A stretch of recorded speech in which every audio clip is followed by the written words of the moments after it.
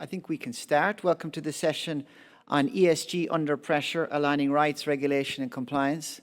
And much like ESG, we are also under pressure, time pressure. We have a lot to get through in this session, so I am going to kick off. First, just to introduce myself, my name is Sean O'Connell.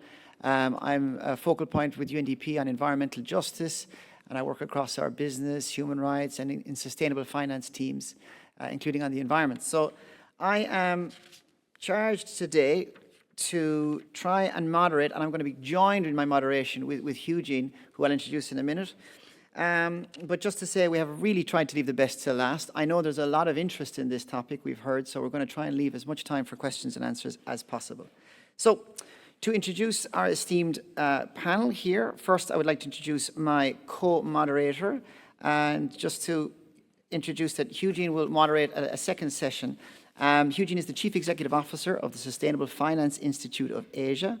Online, I should also say, we have Ahmed Zubair Mahoob, Additional Director, Sustainable Finance at the Bangladesh Bank. So we're very lucky to have a representative from a bank here. We're very grateful, Zubair, for your time. On the far side, sticking with the Zs in the names, we have Veronica Zubia, who is the Just Transition Specialist with UNEP-FI, with the United Nations Environment Programme. And just to my right here, we have Cynthia Wang, Associate Director of BSR. Some of you are very familiar with BSR and their excellent work. And last but certainly not least, we have Disha Shetty, who is an Associate at the Sustainability Team at Tolarem. So that is the panel, that's our team. What we are going to do, maybe just by very quick way of starting, and I promise this is a free vote, so if you put your hand up, I'm not going to ask you any follow-up questions. Can I ask those in the room who are actively engaged and working on ESG issues, or working on ESG, just put your hand up. I promise you I will not answer any follow-up questions. Okay, it's close to half. And those in the room, can I just ask you to put your hand who are here to learn, who have understood this to be an important topic and want to learn more and maybe explore how it can apply to your work? Can you put your hand up? Okay, some people didn't put their hand up. They're not working on it, or they're not interested as well. So I hope you find something here. But that's good for our panel to know that we have a mix of people in the audience, people who are already engaged and people who are very curious. Okay, so very briefly, I'm going to give a very short framing, and then I'm going to hand straight over to our first panelist, Eugene, for his questions. But maybe just by way of introduction, why this session is so important. ESG, as you well know, is a very fast-moving, evolving space. It can mean a lot of different things to different people. I think this session is very important to try and understand how we can use ESG in our work, how we can better support in ESG, how to make it better. I think we know that there are certain dangers with ESG, which we're also going to explore. We know there might be some skepticism about this concept. And I think, one of the big questions we often see when it comes to ESG is, and this is to borrow a phrase from our former Secretary General of the UN, is ESG designed to take us to heaven or to stop us from going to hell? And there's any one number of ways that we could consider it. So hopefully we'll look into why and what we do there. Secondly, maybe what we hope to do, I think we will hopefully offer some of those who are less au fait with this topic, less informed on it, some of the basics. And for those of you who are more experienced, maybe some deeper insights into the trends here in Asia. Finally, how we're going to do this is a very creative setup from our organizers. We're going to have a mirroring session. So first we're going to get first we're going to get the regulation insights from Eugene and Zubair from Bangladesh. And then Eugene's going to step in and speak to some of the market actors and get their insights into how ESG is applying in their work. And very lastly, what we're going to do is we're going to try and leave as much time, as I mentioned, for your questions and answers. And so we're going to try and ask our panelists to give somewhere in the region of 5 to 6 minutes in total in response to their 3 or 4 questions that they'll receive. So that is, I'm already wasting time that I said I would protect for you. So I'm going to kick off straight away with Eugene. And I think, you're very experienced in this area, especially in this region. And I think you've seen some of these, both positives and negatives, these opportunities and some of these challenges. If you could maybe just take us through, as sustainability reporting is becoming more common, and so the general public are becoming more aware, CSOs are becoming aware, and there's also this growing skepticism around greenwashing. So how have some of the financial regulators, securities, exchanges addressed this skepticism, and also what could be the role for broader stakeholder engagement in this space? Thank you, Sean. Well, first of all, I have to say I can't believe so many of you fell for Sean's trick. Well, first of all, I have to say, I can't believe so many of you fell for Sean's trick. So he asked you to put your hands up, and he's going to pick on you to answer questions later on. So sorry if you did that. But this is a really, really interesting area. And it's also particularly pertinent to all of us because, in essence, our lives revolve around ESG as responsible citizens and human beings. The term ESG itself, actually, Sean, is not something that's fully agreed, right? So you hear ESG, you hear sustainability, you hear all these different terms floating around, but essentially they mean the same thing. How do we ensure that we take into account factors other than just money when we are trying to build our economies and move forward with our development? So let's first talk about greenwashing and what greenwashing really is. And many of you may also have heard of the term sustainability washing, because it's not just about greenwashing. Sustainability factors also get covered up. Essentially, greenwashing is a misrepresentation, right? It's someone who hasn't done something and claims more credit than they've done. Alternatively, it's the boy who threw the stone and broke your window and said it's someone else. So greenwashing comes in many forms. You have the outright misrepresentation. I've done this when, in essence, they haven't done it. You've got green lighting, which highlights all the great things they've done, but not all the bad things they've done. And importantly, you might have heard of the term green hushing now. So green hushing is when I just don't want to say anything about it, because if I don't say anything, you won't pick on me. Basically, it all goes back to your school days when your friends were trying to do things to deceive the teachers. But as regulators, this has become very important. And it's not just important to the financial regulators, it's also important to other regulators, for example, regulators in trade, in competition, because these are misrepresentations that are causing people to make wrong decisions. So you must understand the whole point about whatever reporting or disclosures that come out is to help you make the right decision. You go to a supermarket and you think, I want to buy this product, but what are the ingredients? How was this product made? That informs your decision. Greenwashing distorts that decision. So for financial regulators, they are concerned about greenwashing at three different levels. The first is when companies put out reports. And people rely on the reports for different things. Are the reports saying the right things? The second is when you invest. So many of you invest in mutual funds, for instance, and you may start to wonder, what are my mutual funds putting my money in? Because these are managers I've entrusted my money to, and hey, I want my money to do good. Is that really happening? And the third is when, for institutional investors, particularly when companies try and raise money, whether it's through bonds or through loans, and they make a representation of how they're trying to engage and undertake the sustainability journey.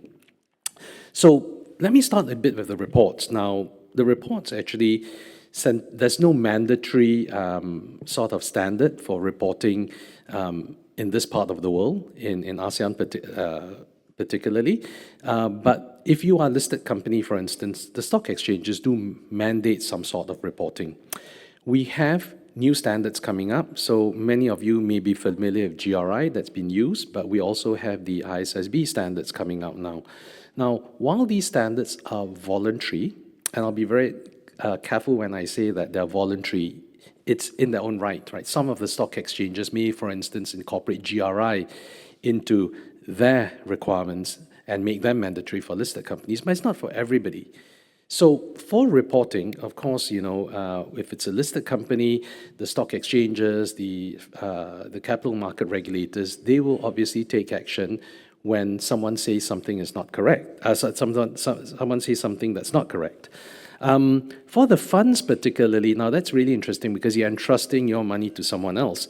So for the funds, generally, regulators have come out with standards. For ASEAN, for example, we have the Sustainable and Responsible Fund Standards put out by the ASEAN Capital Markets Forum, which is the collection of all the 10 capital market regulators.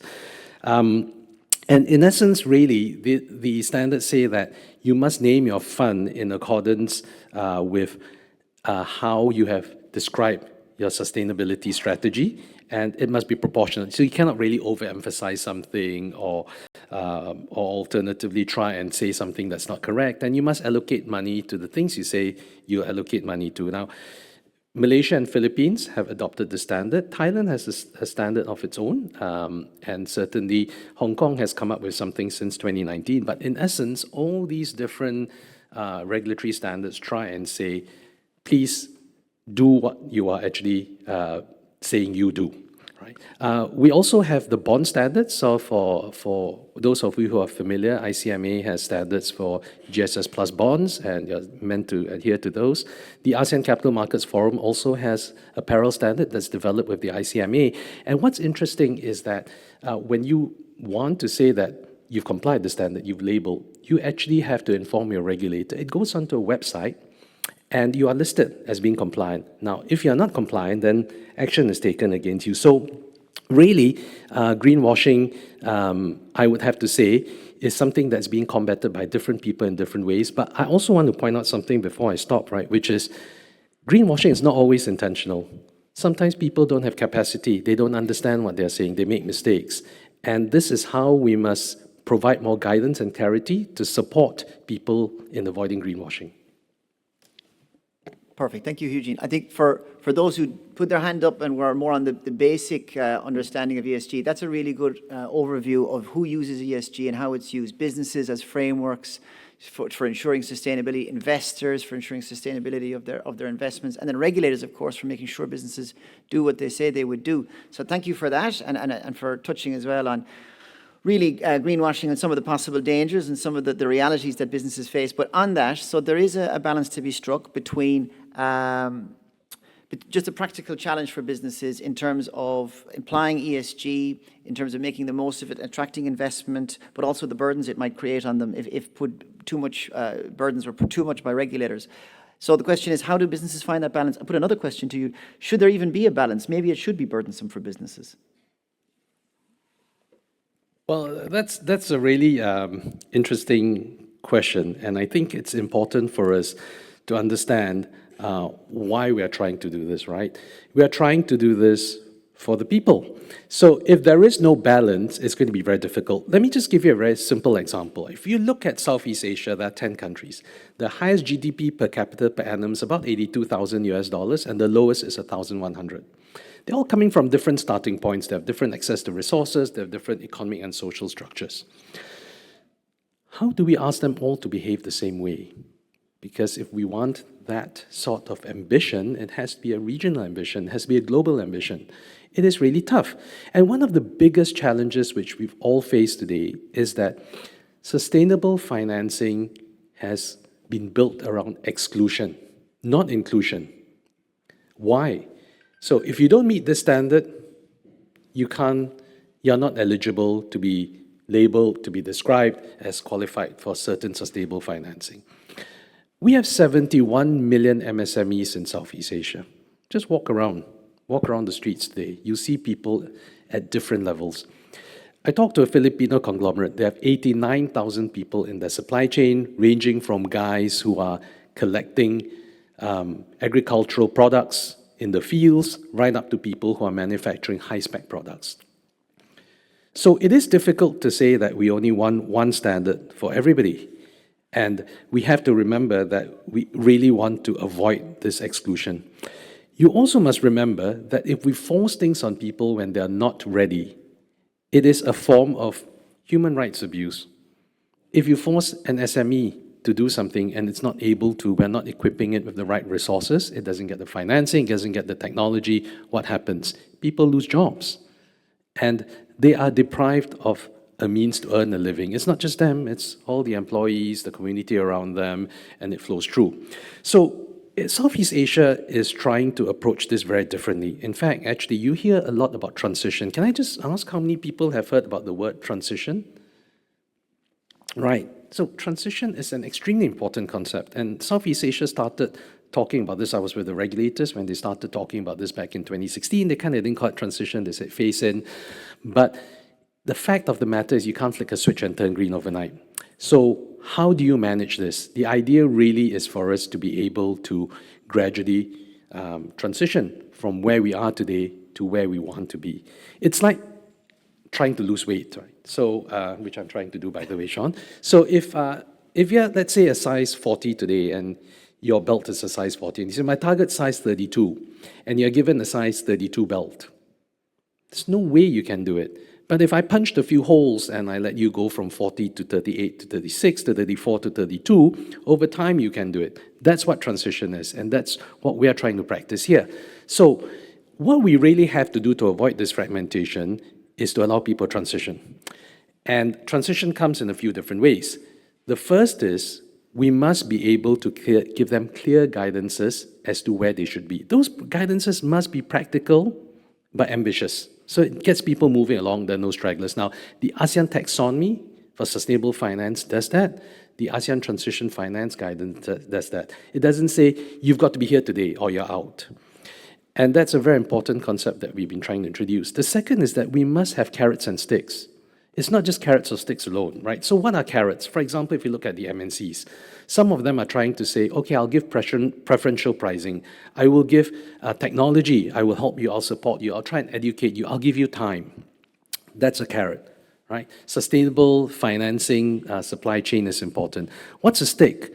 A stick is MNCs coming and saying that, if you don't meet my standards by 2025, we'll have to exclude you from the supply chain. So a survey by Standard Chartered actually reached that level to say that 78% of MNCs said they'll drop people who can't meet their requirements by 2025. But it came with a carrot. The carrot is, by the way, and 45% of them said this, if you can meet my requirements, I might give you a 7% price increase.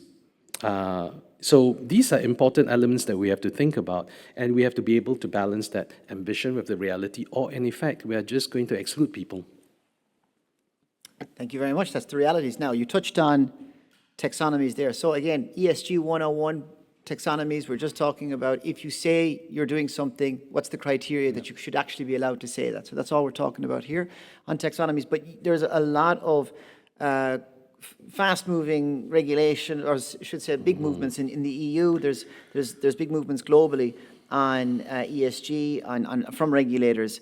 And the question you just touched on around what the impact is that having here in Asia and what could the potential be. We're now at an uncertain time. Some of those regulations in Europe, and we know there's other issues in the US, they're being watered down, they're being rethought. But what will that mean for us here in Asia? It means a lot, and it means very little, depending how you look at it, right? So I have to say, 3 of our 10 countries in Southeast Asia are in the top 10 vulnerable list. Climate change and its impact is real for us. Up to, I think it was 3 years ago, in the 6 years before 2023, 44 million children were displaced because of climate events, and almost 10 million came from one of our member states, Philippines. Let's also talk about how this is going to affect our livelihoods, right? Because if we don't do anything about it, climate change is going to deprive us of a lot of GDP going forward.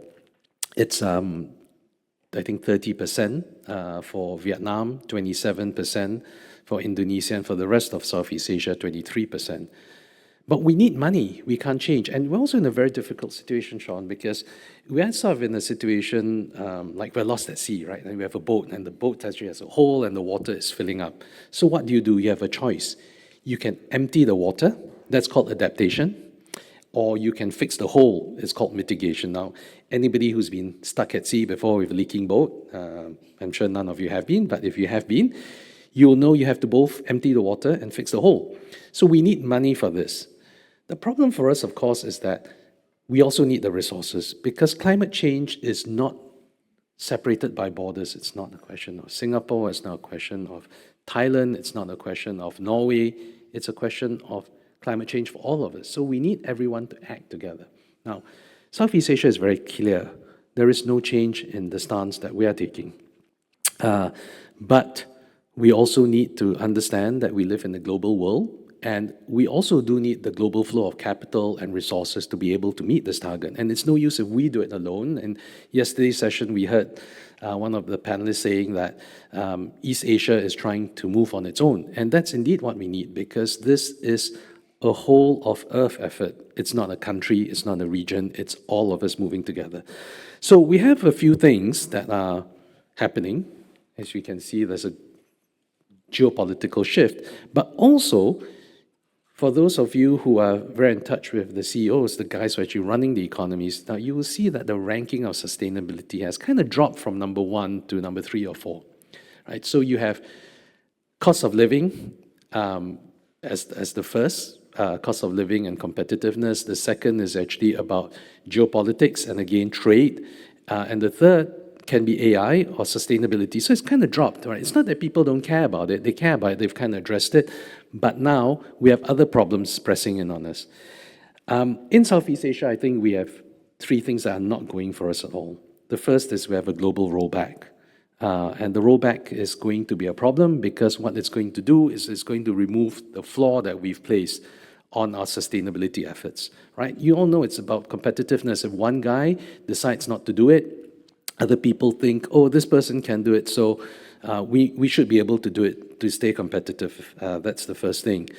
That results in a loss of investments, it results in loss of funding, it results in loss of capacity.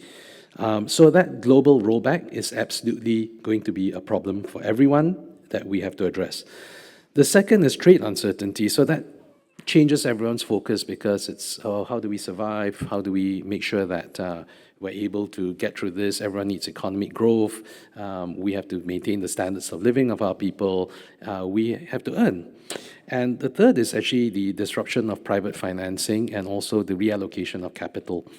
Because the agenda focus changes, then private capital may start to go to other places, right? It's directed to, for example, protecting trade. It's directed to defense. Private financing starts to say, well, I don't have to choose between fossil fuels and clean investments anymore because I can do both. So we start to see that floor giving way. But we also have things going for us, right? So the first is ASEAN has absolutely not changed its mind. It is galvanized, right? The second is that, and you see this reflected, right, in the second item, which is we see that even for this year's chairmanship of ASEAN, Malaysia has selected the team, inclusivity and sustainability, and is continuing to push this agenda. So I've spent a lot of time with the regulators. The regulators understand the risks involved. They see the benefits involved. Now the question for the policymakers and regulators is how do we keep this agenda going?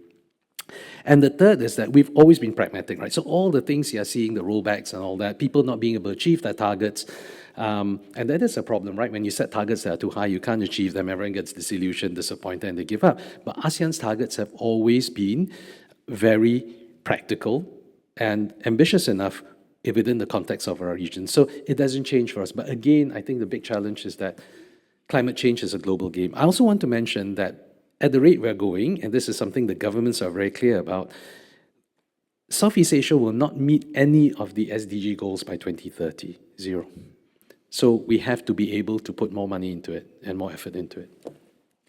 Thank you. And I actually had another question. The organizers of this conference quite astutely have included rights in the title. So from everything you've just said, I'm going to park a question about how does all this actually translate into ensuring respect for human rights, and we're going to come back to that in the Q&A. So I'm going to move quickly on now to Ahmed Zubair Mahoob, and Zubair, we're very lucky to have Zubair joining online, but Bangladesh have done amazing work in trying to localize ESG. And Zubair, can you hear me?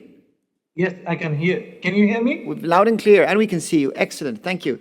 So look, you've done leaps and bounds in trying to localize ESG in Bangladesh, and the Central Bank of Bangladesh yourselves have really driven this process. Is Bangladesh ready for this ESG transformation? And if you can tell us what's been the journey for Bangladesh in localizing, especially the international financial reporting standards S1 and S2. Over to you, Zuber. Thank you. Thank you. Since we have a mixed audience, I would like to start from our journey where we started so that those who are new, they can also understand where to start. So in 2011, we have started our journey with two guidelines, green banking guideline, and another is environmental risk management guideline. So this was a more generalized one. After that, 2014, we have given the banks the target of 5% of their 5% of their portfolio has to be green. And later we have seen that the banks are in general conservative in financing new areas, whereas the entrepreneurs are very optimistic. So there was a gap between the banks and the entrepreneurs. So to bridge that gap, we in 2017 we have provided them with 55 green product lists, so that we ask the bank if the entrepreneurs come with these products, finance go through financing to them, and also ask the entrepreneurs to bring their products into these 55 products.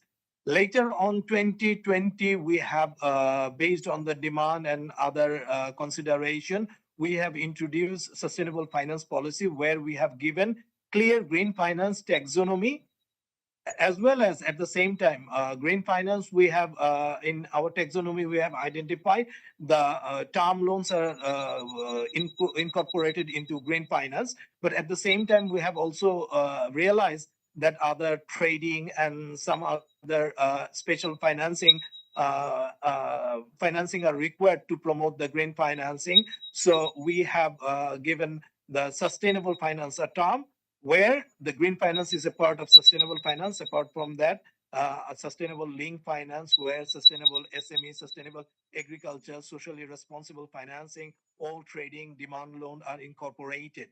So this was in 2020. So this was a comprehensive policy. In 2017, we have updated our environmental risk management guideline with environmental and social risk management guideline, where we try to specify the ESG issues. We have developed an Excel-based ESDD, environmental social due diligence checklist, which helps the banks to identify the risks, environmental and social risks of any project, so that they can rated the risk. This is Excel based, and we have provided to the banking sector through our website, and they rated.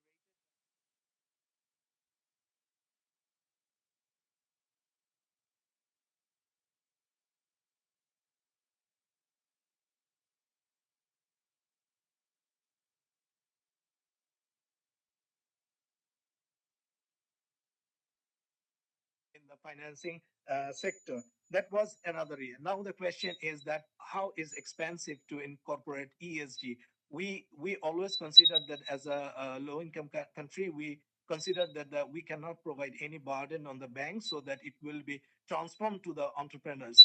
So that we have provided Excel based checklists to the banks, and they have rated and take their actions accordingly.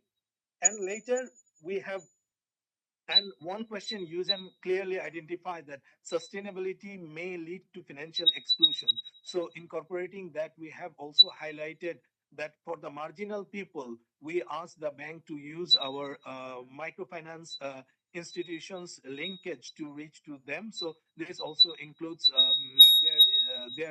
their inclusion to the financial system, as well as we have developed national financial inclusion strategy to identify the indicators, so that exclusions is not happening there. At the same time, in 2022, we also think that the banks are financing with the short-term deposit to the long-term, particularly in the field of green.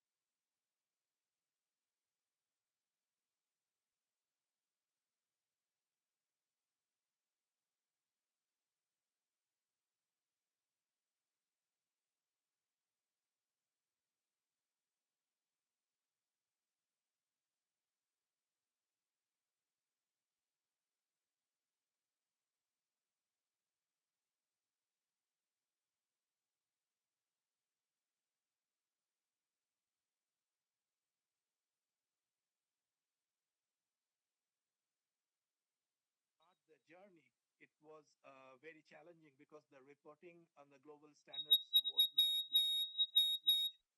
Initially tried to go for task force on climate related financial disclosure TCFD reporting, but at the same time ISSB was formed, you know, that in COP26 and later June 2023 ISSB has given the IFRS S1 and S2. We decided to go for IFRS S1 and S2. And while implementing IFRS S1 and S2 for the banking sectors, we are working together with the banks and we have taken phase-wise approach, which was also suggested in the roadmap of IFRS S1 and S2. The challenging portion is that the challenging portion for that is that there are four pillars. You all know that. One is the governance. So in governance, we ask the banks to ensure in all their financing decisions they have to incorporate the sustainability and climate related issues are addressed, and how they address with what questions or what policy they are addressing. They have to disclose that one. And again, we have asked the banks that their board members should be capable enough arranging some capacity buildings, and central bank along with other development partners are assisting to build the capacity of the boards. Later on the strategy, they're taking the policies into their strategy and how they will channelize the decisions from there to that. And later the risk management, when we have given the banks freedom how they are identifying their climate related, sustainability related risk and opportunities, as well as sustainability related risks and opportunities. We highlighted more on the opportunities so that the banks are not demoralized, because otherwise there is a chance of financial exclusion. So the last portion is very challenging, is the metrics and targets, where the banks has to disclose their financed emission, what are the GHG emissions, total GHG emissions of their finance portfolio, and they have to set the targets for reducing that for the coming years. So that was challenging, and we are working with PCAF and GIM Foundation and some development FCDO, some development partners. And right at this moment, we are assisting the banks in their portfolio GHG emission calculations. And we are very happy that we are at the final stage to develop GHG emission calculators for the financed emissions based on our industry classifications. So that will help them to report. So we are all the journey with the banks to incorporate that. So this is number one. Another issue that could be raised by the participants, that it is clearly mentioned in IFRS S1 and S2 that the materiality will be only financial materiality, single materiality will be considered in the disclosure. But we said that yes, they will disclose with the single materiality, but our environmental social due diligence ensures the double materiality. So that way we are now shaping our financial sectors to adopt the ESG issues. Thank you, Sean. Thank you, Zuber. Thank you so much.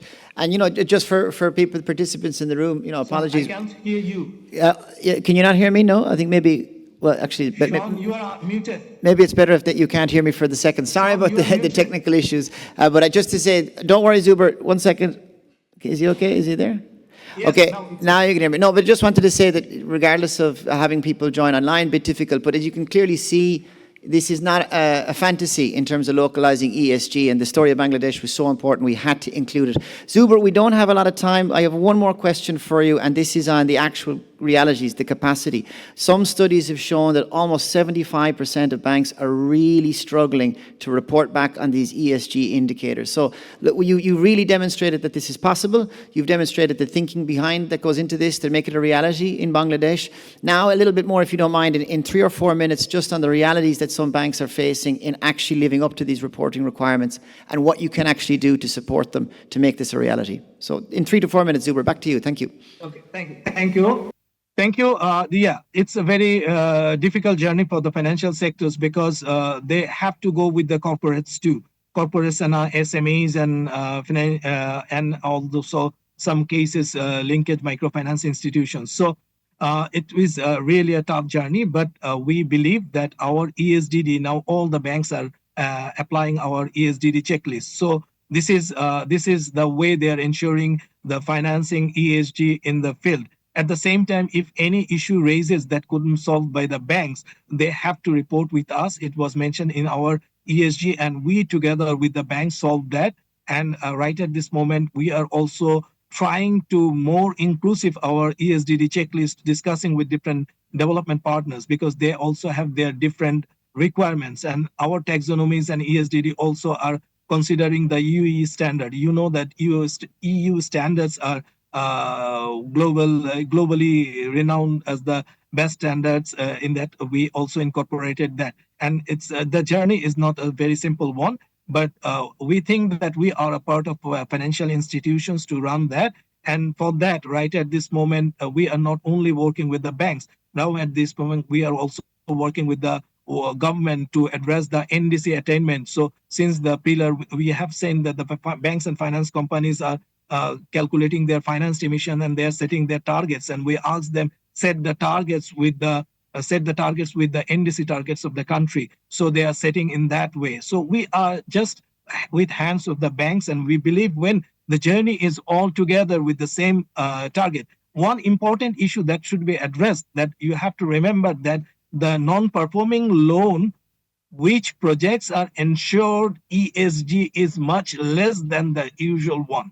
So for the sustainability of the long run and the provision keeping, all these issues are supporting for the business of the banks in the long run. At the same time, we central bank also develop credit guarantee schemes. And now we are going to launch next month green credit guarantee schemes. We are going to piloting, and which will also ensure the banks risk to the guarantee schemes, and which will require banks low provision requirement for their general provision as well as a specific provision. So these all together are making the journeys. Yes, the journey is very difficult, but it is feasible, and we are running with that. And anytime, any countries, anywhere, we are ready to cooperate it if anyone needs assistance, how we have overcome those problems. And I would like to thank all the UN partners as well as other development partners who help in our long journey. Thank you. Thank you, Zuber. And Zuber has personally offered that he will travel himself if you need help in setting up ESG standards. So thank you, Zuber. And so I think, thank you very much for that, Zuber. And I hope that, for those listening, and we have some representatives from other governments here today, Zuber, and I hope that your journey and your story resonates. And, I think you mentioned it yesterday, which is a very important point. We do have to start somewhere. It's not going to be perfect. There will be challenges. You can work to address those challenges. And it connects very nicely to how Eugene opened about, yes, there are challenges, but there are massive opportunities. We have to start somewhere. It's moving quite quickly. And if the right time to start was probably yesterday, and you could begin addressing some of these challenges. So thank you for that. I'm actually going to hand over to Eugene now, and he's going to take a closer look at some of the market actors and how they've responded to ESG. Over to you, Eugene. Thank you very much. So ESG is not something any one particular person, one group can do on its own. What we need really is an ecosystem shift. And for the ecosystem to work, we need regulators to come in, we need the market to come in, and we need the real economy participants to come in as well. So today I have the pleasure of having a nice mix of panelists to help talk us through this issue. And I really want to start with Veronica first. So Veronica, I talked about transitions just now, and Zubair and I have been talking about how it's important not to exclude people. Now, you've been working with a lot of FIs on just transitions, and that's really important because just transitions reduce that exclusion. And I'm just wondering, how have you found ESG standards and all the other efforts that are going in, particularly the human rights aspects, relevant to this just climate transition that we're trying to achieve? Thanks, Eugene, for the question, and thanks also for setting the stage, because you, at the beginning of the panel, you were explaining all the risks that climate change poses to people, but also to businesses. So we already know that climate change calls for urgent measures, but this transition to a sustainable and resilient economy needs to be just, and this means that we need to share the burdens and the benefits of the transition. Now, how? The measures taken to deal with climate change should effectively address the human rights risks to climate action and maximize the benefits for workers, communities, and other stakeholders. So some of the risks, because you talk about the risk of climate change, but there are some also risk of the human rights risk that may arise from this transition. For example, the loss of jobs because of the closure of carbon-intensive activities, or impacts for communities because of land grabs, for example, or for wind and solar farms that are very land intensive. Or also, we have heard it yesterday also, problems related with forced labor or child labor related to the transitional minerals, even environmental degradation also for the activities of the mining activity for this minerals necessary for the transition. But there are also some benefits that the transition can bring related to the creation of jobs, for example. So according to ILO, transitioning to a low-carbon economy is projected to create 14 million net jobs just in Asia-Pacific by the 2030. So other benefits could be addressing the gender gap, something that was also discussed yesterday, increase energy accessibility, foster technology, innovation, and social inclusion. So besides the opportunities, this is one thing, the transition presents for business and for society as a whole. The basic expectation for a just transition is to prevent and mitigate the human rights risks that can arise from these actions for workers and communities. A human rights due diligence, that is something that has also been touched upon this conference, aligned with international standards such as the UN Guiding Principles on Business and Human Rights, can significantly strengthen and enhance these ESG risk management systems, helping financial institutions to avoid risk to society, especially to those most vulnerable groups affected by the transition. And because we know that if human rights are not respected, the transition will not be sustainable, or even worse, there is a risk that transition itself could fail. For example, there is the Business and Human Rights Resource Center has a just transition litigation tracker that accounts for more than 60 litigation cases, where 80% aim to stop those projects. So unless these unintended negative externalities to people are considered as part of the climate action, we can fail our climate goals that we know that are urgent. So promoting a just transition is essential to achieve this broad-based support for this ambitious climate action. So in summary, and beyond regulatory trends, business in general and financial institutions in particular need to address the social and human rights aspects of the transition. And this relates directly with the ESG considerations that should include human rights.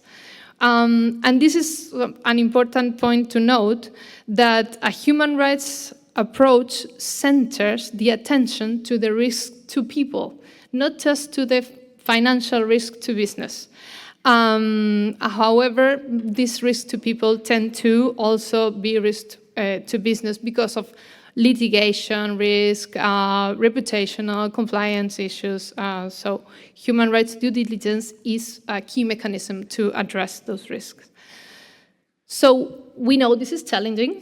In UNEP 5, we have developed tools to support financial institutions to fulfill their responsibility to respect human rights, such as a recently launched and publicly available human rights toolkit for financial institutions, and also tools related with how to embed a just transition approach into their activities. In 2023, UNEP 5, together with ILO, developed a guidance on just transition that now will be complemented with 2 projects at a global and regional level in Latin America and the Caribbean, but I will expand on that later. Thank you, Veronica. So I just wanted to come back to your point about the risk, that everyone likes the benefits, but no one likes the risk. Can you very quickly share with us how FIs can address the challenges that they may face in incorporating all these different approaches you just mentioned just now in the financial decision-making process? Sure. Well, this is something I want to touch upon later. But for example, the human rights toolkit addressed this, giving guidance on not just on their own operations of the financial institutions, but also the lending and investment activities. And we also know that it's especially challenging for financial institutions. There are two levels that they should address. One is the portfolio level, and one is the transactions level. So the tools give detailed guidance on all of this. So we talked about all these changes in posture happening globally, and of course it's affecting Asia as well. So how are you at UNEP FI helping the FIs navigate through this? It's a really challenging time. That is what we're going to take to these tools. So, giving a little bit more detail. First of all, we know and we have heard here that every day more financial institutions commit to respect human rights, but effectively embedding this into their operations and processes, risk management, is difficult. And as I said, this goes beyond their own operations, and that is where the real impact, or greatest impact that financial institutions can do, because they can influence and enable change in the real economy. So talking about this toolkit I recently touched upon, this is step-by-step guidance. It's really granular. It's an online tool that supports banks to align their practices with the expectations of the UN guiding principles. And here is something important that you mentioned before. You said, how can we do to do a level playing field for all business to follow the same? Because we see different regulations, and regulation some are focused on some specific issues, some are of specific geographic focus, but all of these regulations are trying to implement these international standards. So as long as institutions try to implement and follow the expectation of this standard that we know which ones are the UN Guiding Principles of Business and Human Rights, the OECD guidelines for multinational enterprises, and ILO Tripartite Declaration. And these standards are grounded in international human rights and labor law. So as far as institutions try to implement those standards, they will be ready to face these new regulations. This is an important point. And as I said, this toolkit is organized or structured around the three main components of the human rights due diligence. So there's guidance on how to develop a policy commitment, but also step-by-step human rights due diligence and access to remedy. And of course, something that has been also addressed in this conference, stakeholder engagement is a cross-cutting issue, and it's a key issue for human rights due diligence, because it's where you actually get the information of the risks for people. So this has a dedicated section. Well, besides human rights, we also have work on just transition. As mentioned, UNEP FI has developed this guidance with ILO on just transition finance that outlines a framework for integrating just transition principles into financial institution governance and strategy. And building on this, we are currently working on two parallel projects. A pilot project that it's a program designed to identify, support, and learn from financial institutions' innovations that contribute to our just transition. And this involves an engagement process where participants will explore innovations, build capacity, and generate real case studies that later will be in a report. A report that will have the case studies, recommendations, and also cross-cutting issues. So the other project is it's focused in Latin America. It looks to translate the Just Transition report to Latin America and context, and the aim is to provide guidance to financial institutions operating in the region on how to integrate this approach and their practices and processes, while also responding to the needs, opportunities, and challenges that the region has. So also looks to highlight the initiatives they are doing. And I will finish now. We would like to just expand this work, so this is an invitation. We would like to do this in Asia as well. I will be happy to speak afterwards if there's interest to develop the more work on just transition here in Asia, or questions about the toolkit. Okay. Thank you, Veronica. Sorry. Well, I want to move over to Cynthia. Now, Cynthia, BSR is a sustainability network and also a consultancy, and I'm sure you've engaged with a lot of your clients and network, and they must have come to you and say, oh, there are a lot of challenges we face. So what are the biggest or most often heard feedback that you get, and what are the challenges that your network has communicated to you? Right, yeah. Thank you so much, Eugene. And it's been a pleasure to be invited to this session and speak about BSR experience. So we've been, as Eugene mentioned, we've been kind of working with companies in APAC for quite a while. And that does include Asia headquarter companies, but also multinationals that does have Asia subsidiaries. So from what we've heard from many Asia businesses is that the main challenge is really to juggle multiple different reporting standards. So I think that was also what Eugene mentioned earlier.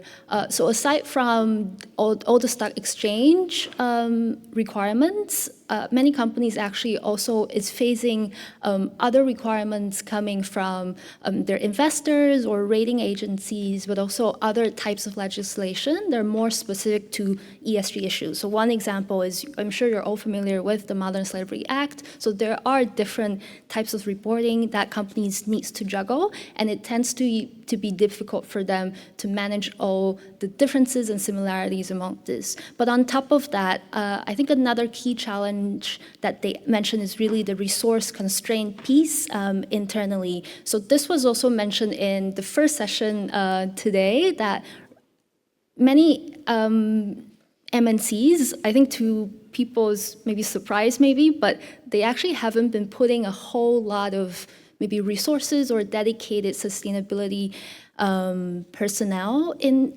Asia in particular. So from my experience, they typically work with a few of 5 people in their teams, and not to mention for SMEs, then it could be just individual juggling different hats. But as we all know that a solid sustainability/ESG program, it does require a lot of resources financially, but also headcounts. But on top of that, a good reporting and transparency piece, it also does require coordination within teams of a company. So that includes speaking with human resources teams, procurement teams, etc. But also remember that many multinationals, they also have subsidiaries and markets elsewhere. So it's all that efforts that's required to be able to give a good piece of disclosure and report. And so I think that is the key challenge piece that we've been hearing. But so what is maybe some of the solutions or suggestions that we've been giving to companies on tackling these? I would say that the main piece that we've been communicating to the companies are really to move their lens beyond what to disclose to how to embed ESG and sustainability practices, including human rights, into their business strategies and also their decision-making and everyday management. So the most successful companies are those who are not being pushed by the tides of legislations, but the ones that have clear values in their own agenda on sustainability. So it's quite important for companies to find the reasons of why they should do sustainability beyond regulatory pushes. And I think I just wanted to give one example that I do from a conversation I had lately. It's with a Malaysian recruitment agency that actually said they've invested a whole lot of resources into doing their own recruiter due diligence in migrant workers' home countries. So they do travel to Laos and Cambodia on a regular basis to speak with the recruiter locally and ensuring that they're ethical.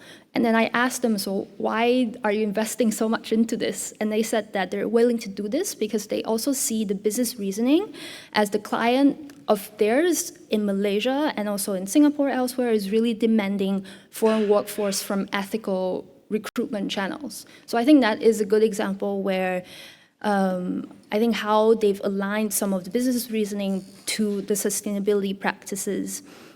So I think that is really the key message I wanted to convey here. So no matter whether legislations have moved fast or slow, or all the geopolitical challenges that we may be seeing now, companies would have their own agenda that they can follow, and this will also bring a lot of stability to their own progress and ambition. That's really an interesting point. So, notwithstanding what the regulations are and how they're moving, companies have their own ambition.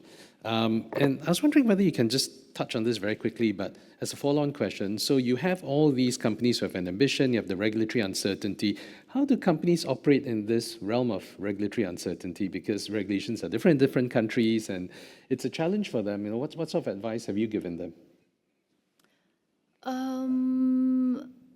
So I think the piece that we've really suggest companies to do is the piece on collaboration, and really to make sure that they've worked with, they do engage with different stakeholders across different regions on a regular basis, including regulators, and making sure that they're conveying some of the frustrations and challenges to the regulators and also other stakeholders at the same time. So I think one example that I have is maybe specifically on the topic of supply chain.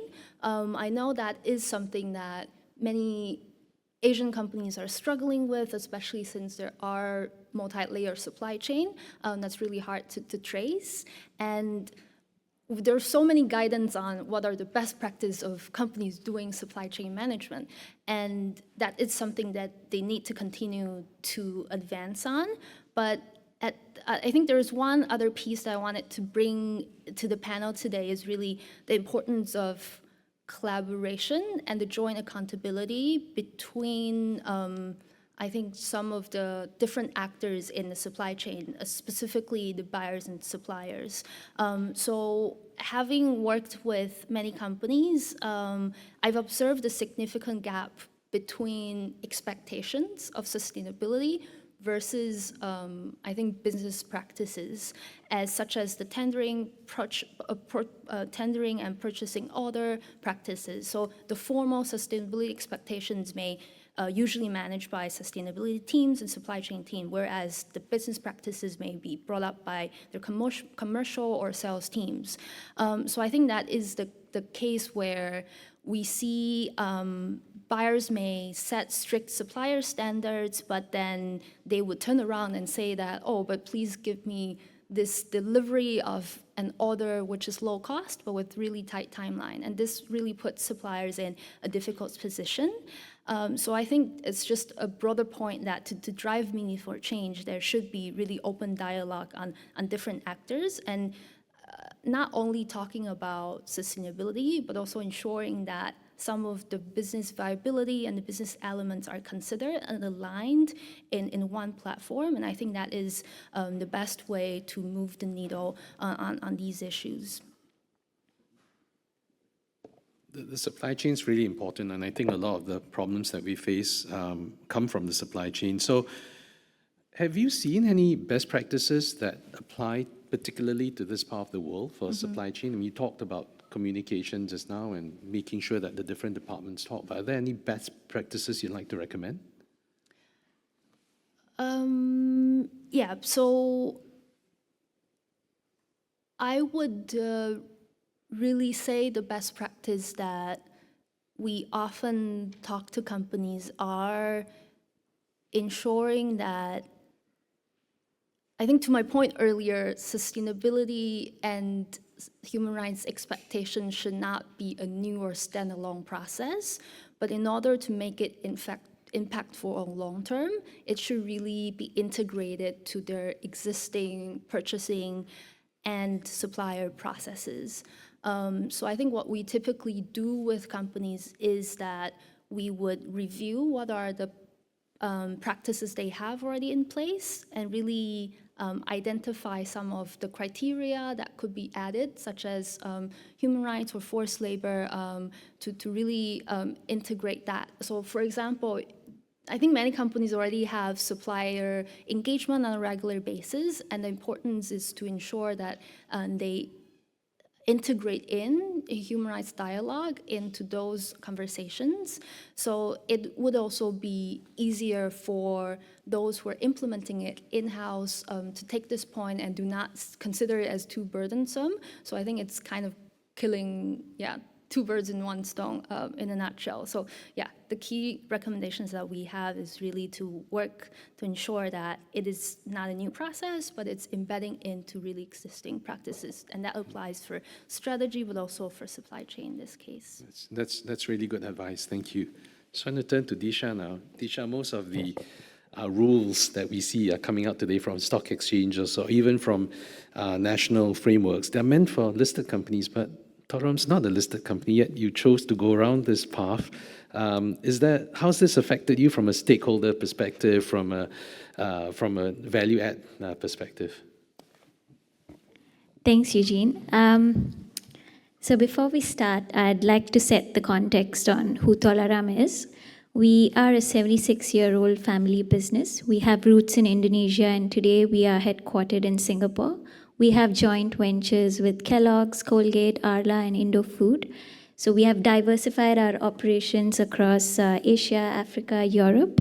We are 20,000 plus employees strong, which means our impact is up to 1 million people in Africa. We are also Africa's largest consumer packaged goods company. Sustainability within Tolaram, we started this about 5 years ago. So right now we are at the stage where we are trying to integrate sustainability across different operations and the functions. Yes, ESG reporting is not mandatory for us, but ESG regulations, good practice, right? In the long term, we would like to think that we are a responsible business and we have an impact in the communities that we serve and the environments that we operate in. There's also varied examples that we can see across our businesses. So in Estonia, that's in the Baltics, the business unit in the year 2020 outperformed on the 2020 EU climate and energy targets. So they outperformed by 80%. So there was 80% reduction in GHG emissions, 80% renewable share, and 21% improvement in energy efficiency. So this is one example. This is East Europe, right? Here we've gone above and beyond, not just meeting the regulatory or local standards, but we want to set that example for our other businesses. And then we have this case in Egypt where, let's take water for example. Water regulations are there and it is enforced, so we comply, right? And then we have Nigeria. There are water regulations, but it's not enforced. So as a business, we see the importance of why we need to follow the regulations. We make our business case to the business units, why we need to do it. We support that with evidence on why it has to be done, it must be done. So the businesses now, they realize that ESG is much bigger than what is written on a piece of paper, right?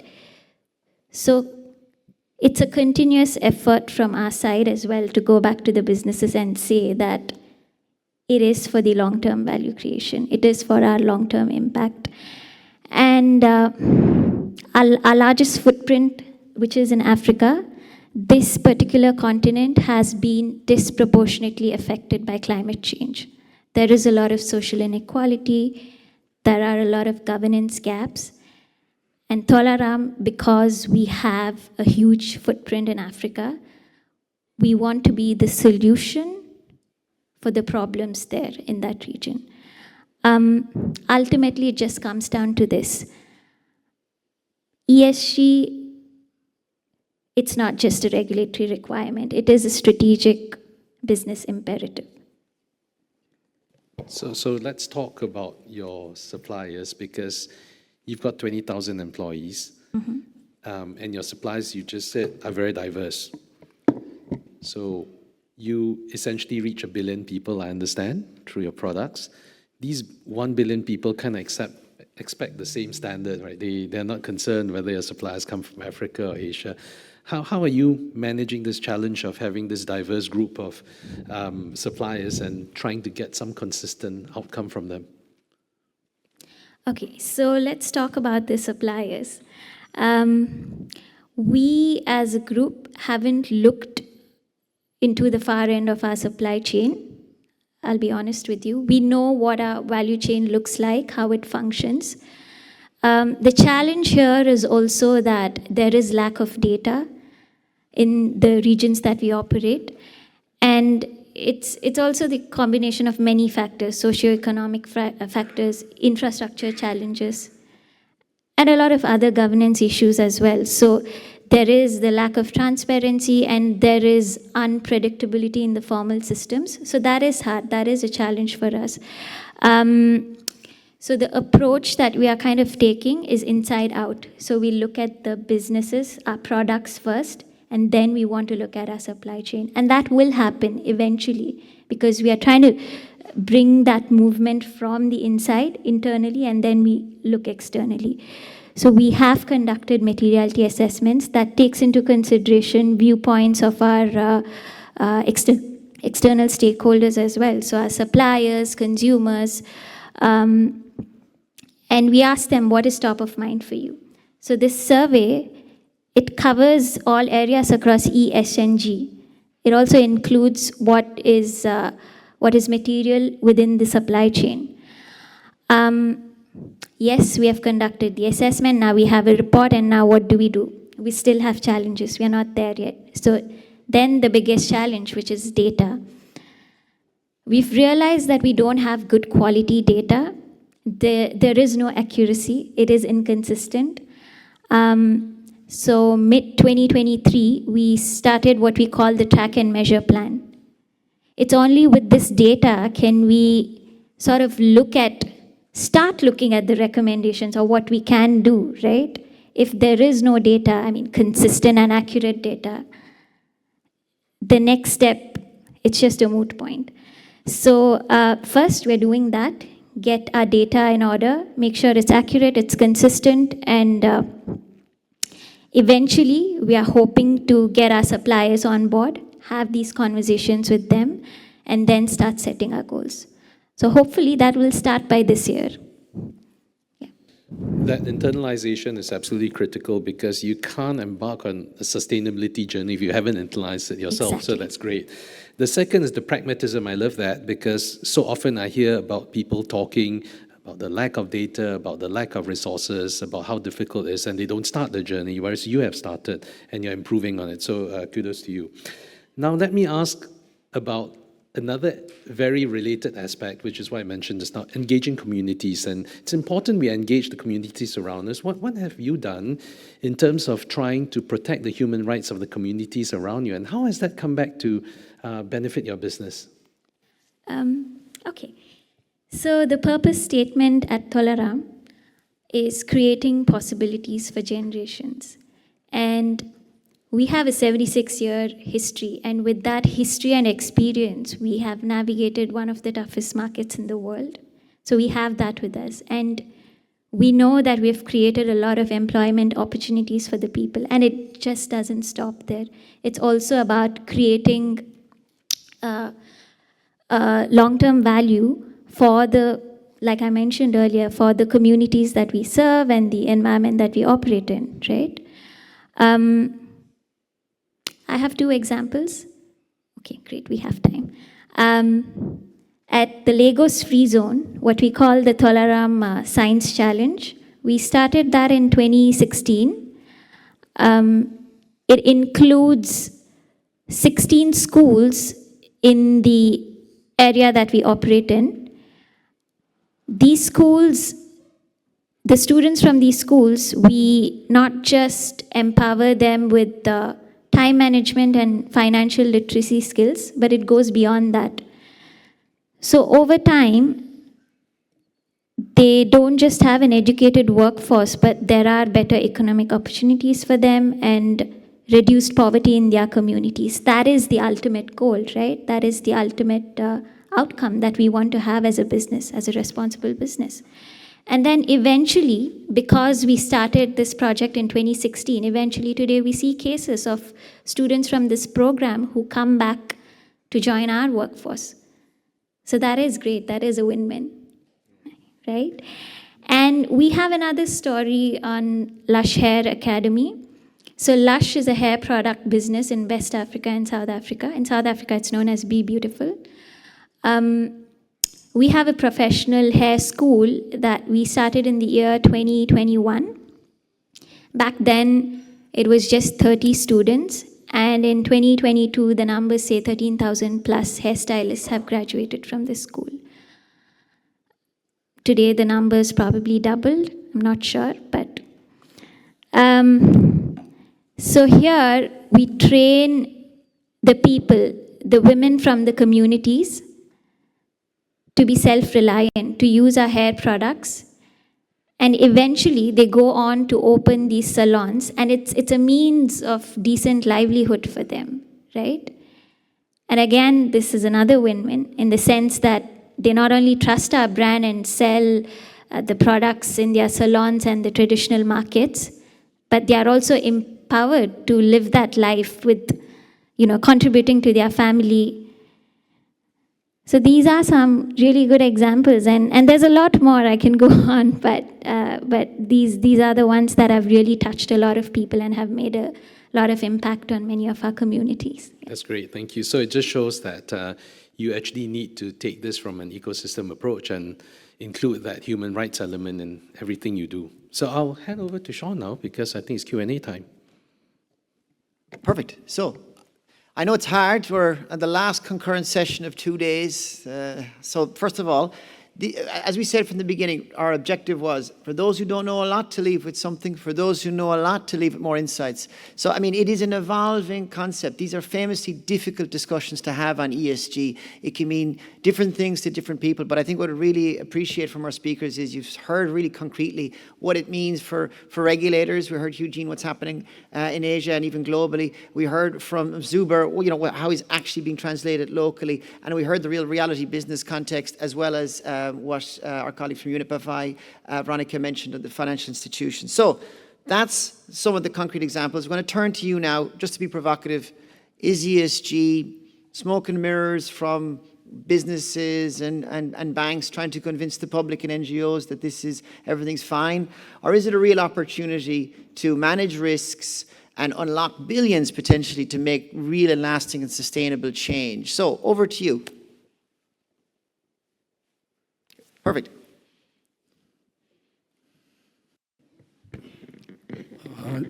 Gee, thanks. In fact, I want to know that if this is ESG is just like CSR, a voluntary business strategy, or it is something which is binding on businesses, and in that case, what is the benchmark and limit for the business to go for ESG? This is my question. Thank you very much. We will take maybe just 2 more and then we'll come back to you. Very important point. And again, in different contexts, it's starting to mean more than just voluntary principles, but a very important point that in other contexts, it still means just that. So any other questions, please? The floor is open. Don't forget, this might be one of your last chances to ask questions in the... There we go, there we go. A lot of stock markets have mechanisms where shareholders can raise complaints for being misled, but it normally requires them to have suffered a loss. So, I mean, that has a number of problems. For example, Chevron misled its shareholders over its role in funding the Myanmar military, but gas prices meant their shares had gone up in value, so there was definitely no complaint there. But there's also no mechanism for anybody else to complain. So when we're talking about including stakeholders, an analogy might be environmental public interest litigation, where countries have laws that allow CSOs or communities to have standing to enforce laws. So is there any space for stock markets or regulators to have mechanisms where the public can raise concerns where shareholders have been misled about claims on ESG? And I think this is particularly important. The head of BlackRock Asset Management, the world's largest asset manager, said in 2021 that the American public was being duped by ESG, and it was causing irreversible harms. So I think more needs to be done. And so linked to that is, has anything changed since 2021? Thank you very much. Very important point there. We have one more from this. Actually, you know, will you hold? Does anyone else? I just want to check. Any other questions? We have back-to-back men here. I know, yeah, that's a lot of men. Okay, just go to this gentleman. We'll come to the next round, please. Thank you very much, sir. My question would be that is there any intersection among the different, you can say, frameworks? Because when we ask the industry that there are frameworks and some frameworks they have to follow regarding BHR. And we are also talk about ESG, and there are other business and human rights different framework as well. Should not be there a comprehensive or a cohesive approach instead of introducing different frameworks with different jargons or names? Thank you very much. Thank you very much. So back to our panelists, we have a very important question on CSR. Is just an evolution of CSR. Is that where we are with ESG? Secondly, really important point on stakeholder engagement in the ESG space has been very focused on investors, not on rights holders. And if it's going to be taken seriously, is this something that needs to change? And then finally, is just more fragmentation of what really we want to see, a more comprehensive, coherent, coordinated even structure of responsibility frameworks. So over to our panel, whoever would like to jump in. Eugene, I feel you nodding furiously beside me. Oh, okay, please go, Tisha. I think I'll take the question on is CSR the same as ESG? I've always also had that question. I mean, CSR, corporate social responsibility. So under the S of ESG, that is social sustainability, there is an area called community welfare. So CSR, you just look at the output of your activities, and then ultimately the company has an annual report that shares what they have done under CSR. But when we talk about social sustainability and how that changes what we call CSR, we talk about the impact here, the outcome.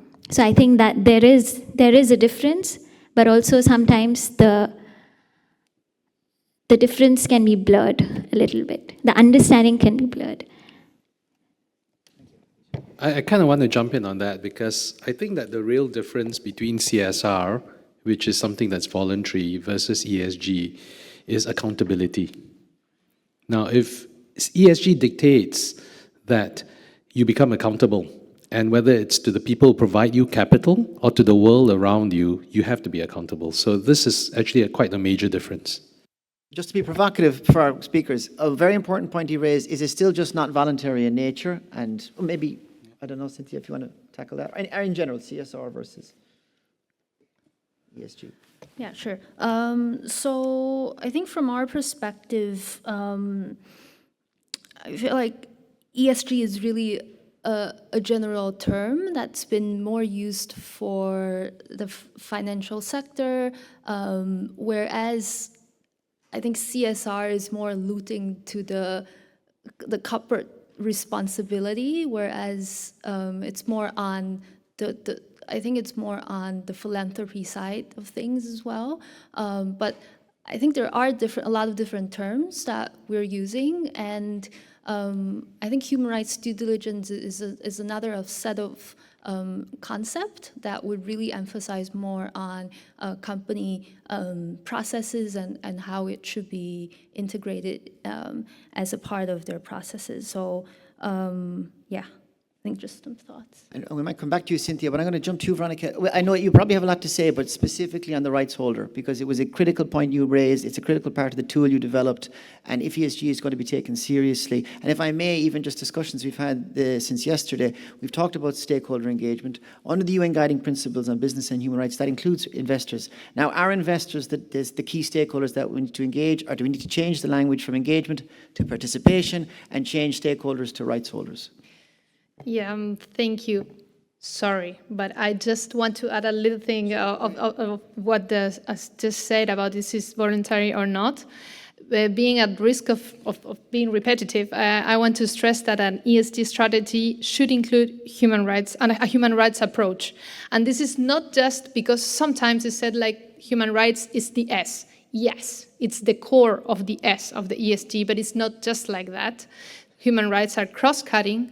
We have discussing these days that the environmental issues are also linked to human rights, and also the UN Working Group on Business and Human Rights have developed work on how governance issues are also linked to human rights. So just to say that human rights is a cross-cutting issue, but not just that, it's not an issue, it's also a focus.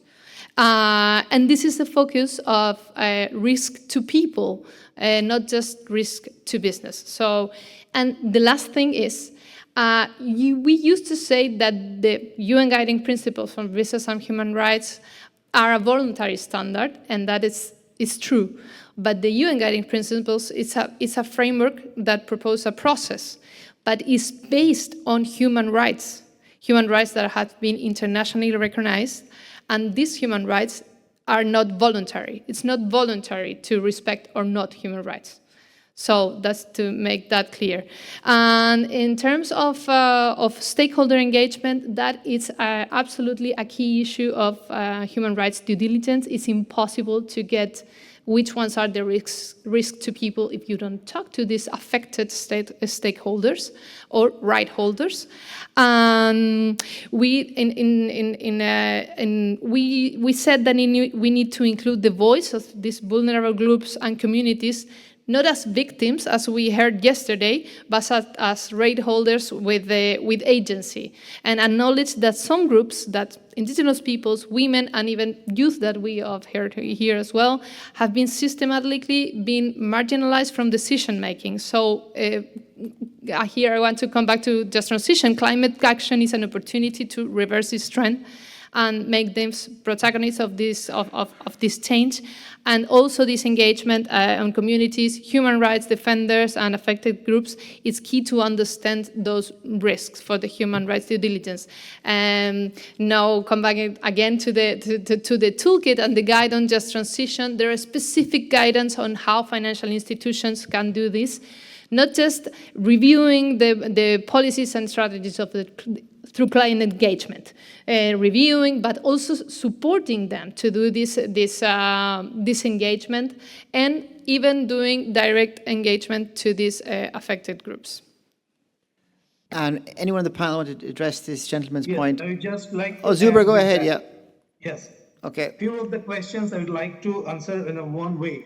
I think that CSR is philanthropic, and it was voluntary mostly in the initial level.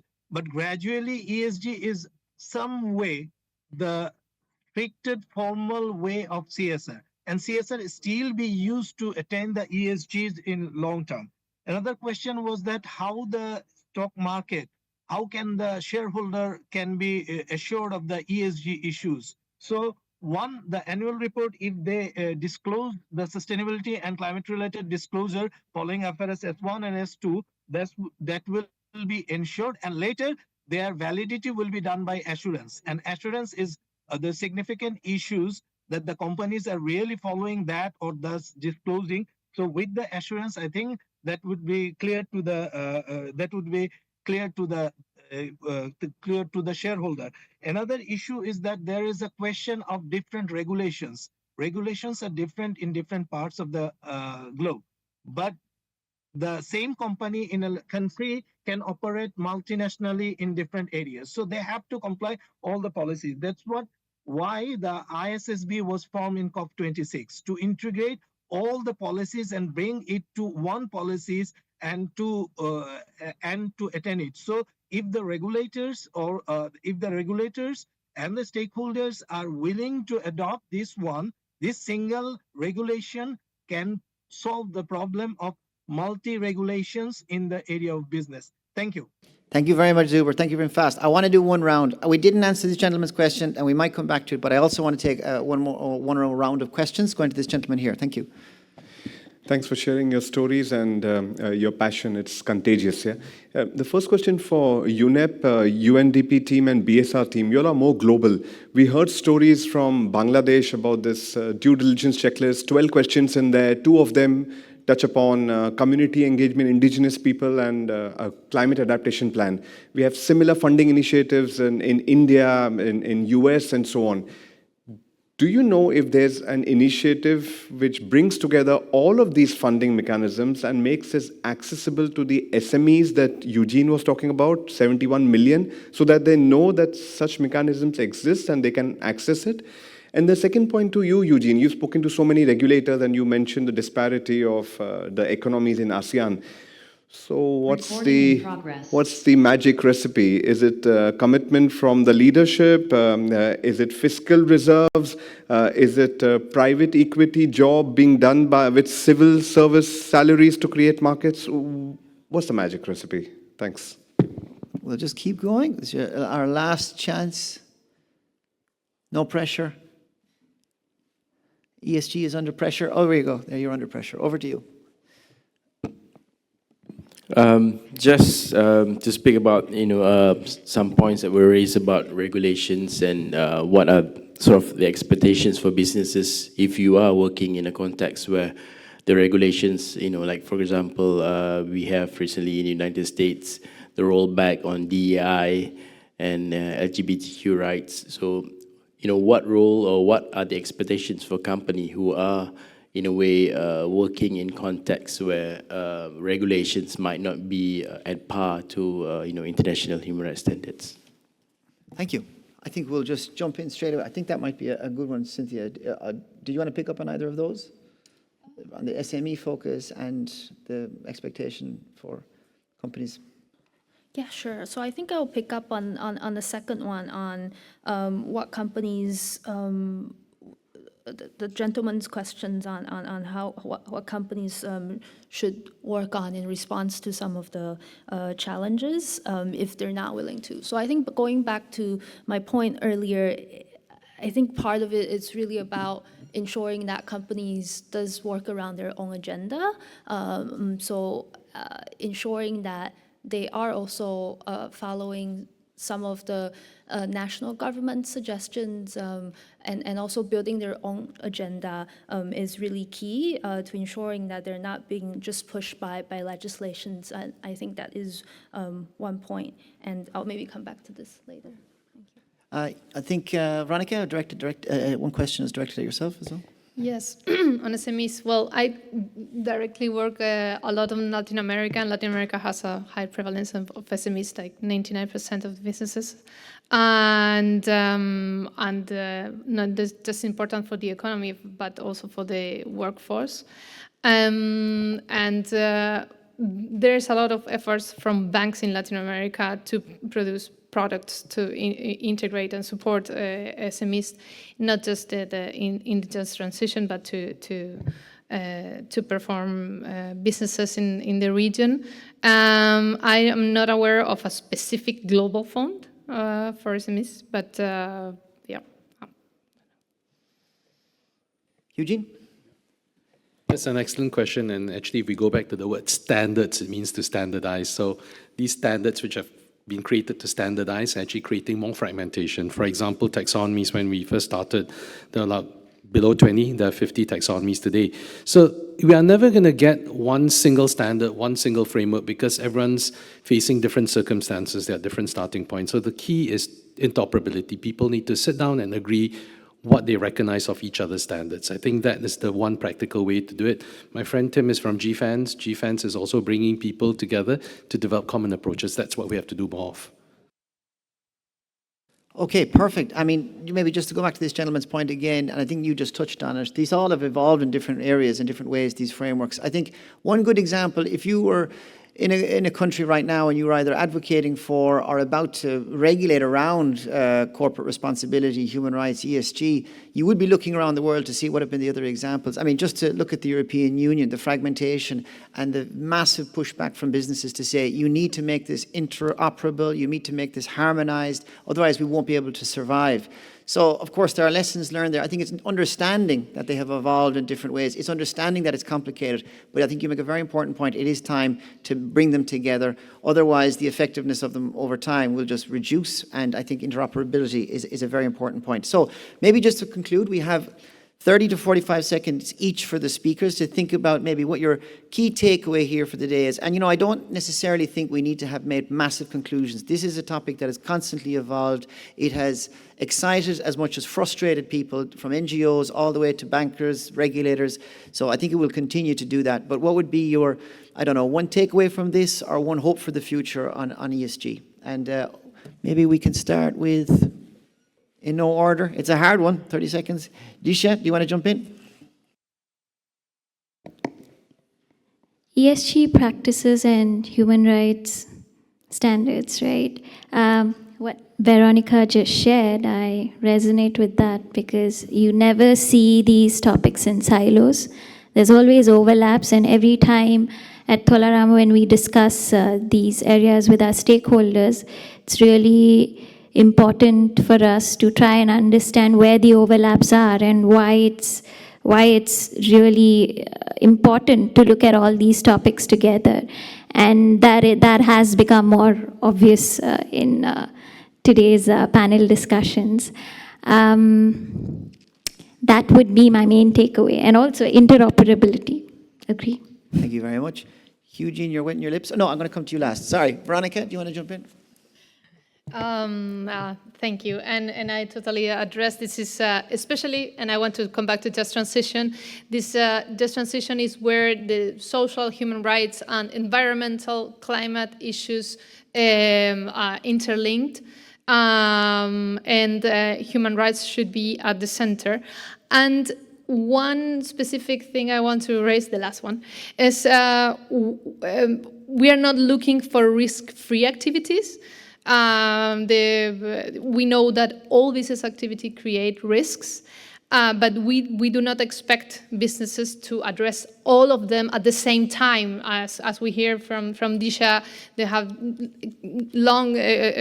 huge supply chains for financial institutions, huge portfolios. So what we expect, like stakeholders expect for business, is to disclose how they identify risks. And this including through stakeholder consultation or engagement, how they assess and prioritize these salient or the most severe ones, and how they take action on them. So it's not, because this sometimes looks like overwhelming task, but it's a process and it's a way of prioritize the most salient and urgent risks. Thank you very much, Veronica. I'm actually going to Zuber online before I come to you, Cynthia. Sorry. Zuber, do you have any final takeaways? Thank you. My takeaway is that human right toolkits in lending and investing, I would like to incorporate it on our ESGD toolkit. And last remarks from all that ESG approach is the best way to address the transition, to reduce the transition risk, as well as grabbing the transition opportunities. Thank you. Thank you so much, Zuber. And Cynthia, over to you. I think my takeaway is similar to Veronica, building on what Veronica says. I don't think this ESG is supposed to be going one step to the perfect, but it's more about really communicating what are the challenges and also the intermediate steps that companies would like to take to reach to the end goal.